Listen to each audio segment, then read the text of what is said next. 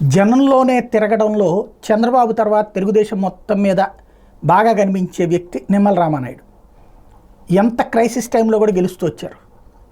అది ఆయనకు వచ్చినటువంటి స్పెషాలిటీ ఏంటంటే జనంలోనే తిరుగుతారు, జనంలోనే ఉంటారు.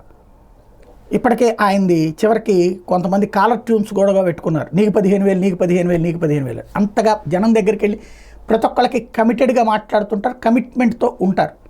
ఆ కమిట్మెంట్ ఇప్పుడు నిరూపించే ప్రయత్నం చేశారు. వాస్తవంగా అయితే కనుక వెలగలేరు రెగ్యులేటర్ నీళ్లు ఎత్తి ఊళ్ళోకి వదిలేటటువంటి సందర్భంలో చెప్పకపోవడం కానీ, సమాచారం అందించకపోవడం కానీ, లేదా బుడమేరు ముంపుని గురించి దిగువ ప్రాంతాలకు అలర్ట్ చేయకపోవడంలో కానీ నీటిపారుదల శాఖ అధికారుల వైఫల్యం ఉంది.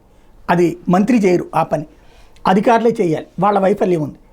అది గమనించిన తర్వాత రామానాయుడు అక్కడ సమస్యకి మూలం ఏంటన్నది కనుక్కున్నారు.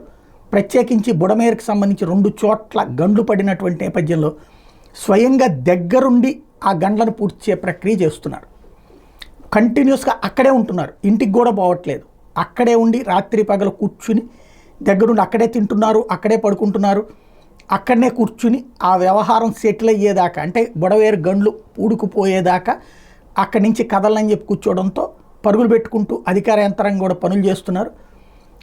దాంతో ఒక పక్కన ఇంకో పక్కన బుడమేరు శాంతించడం, రెండో పక్కన కృష్ణానదిలో కూడా నీళ్లు కంట్రోల్ అయినాయి కాబట్టి ఇప్పుడు బుడమేరు నీళ్లు అటు పంపించడానికి ప్రాబ్లం లేదు అనుకున్న తర్వాత కూడా ఆ గంటలను పూర్తి చేసేటటువంటి ప్రక్రియ మీదనే సీరియస్గా కాన్సన్ట్రేట్ చేశారు. ఆ విషయంలో ఆయన కమిట్మెంట్ని అభినందించాలి.